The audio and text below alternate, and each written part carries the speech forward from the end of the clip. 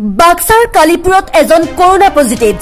बाक्सा जिलार तामुलपुर महकुमार अंतर्गत कुमारिकाटा कालीपुरत जुआकाली एजन लोक corona positive है। जानिब परा मते जुआ 20 जुलाई तारिखे बांगालुरुर परा चंद्र छेत्री बयस 27 बছৰ আৰু छत्तीसगढ़र परा रमेश छेत्री बयस 31 बছৰ। এই লোক দুজন একে বিমানত আহিছিল আৰু কালীপুৰ প্ৰাথমিক বিদ্যালয়ৰ কোৱাৰেণ্টাইন চেণ্টাৰত আছিল। হঠাৎ 6 দিন পিছত অৰ্থাৎ জুৱাকালি চন্দ্ৰ ছেত্ৰী নামৰ লোকজনৰ কৰোনা পজিটিভ ওলোৱাৰ পিছত ডক্টৰ নাৰ্ছ আৰু আশা কৰ্মী লগ হৈ চন্দ্ৰ ছেত্ৰী নামৰ লোকক চিকিৎসাৰ বাবে মুছলপুৰলৈ প্ৰেৰণ কৰে। তাৰ পিছত ৰমেশ ছেত্ৰী নামৰ লোকক আজি তামুলপুৰ মেডিকেলৰ পৰা সাব টেষ্টৰ বাবে মোবাইলত মেছেজ আহে আৰু লগে লগে আশা কৰ্মীক নজনোৱাকৈ সাব টেষ্টৰ বাবে গুচি যায়। সেই গতিকে গাঁৱৰ ৰাইজে আতংকিত হৈ পৰিছে। কালি এটা পজিটিভ কেছ ওলাইছে।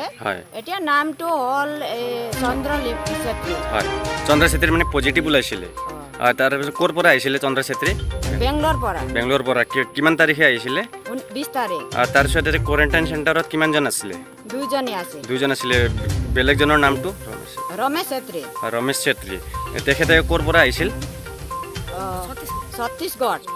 যোনটো কেছ চেকআপত লৈছে সব টেষ্ট কৰিবলৈ লৈছে। এইটো মোক জনা নাই, কিন্তু ডাক্তৰ বিলাকে জনা নাই। ডাক্তৰ বিলাকে কোনো জনা নাই। কোনটো মেডিকেলৰ পৰা? তামুলপুৰ।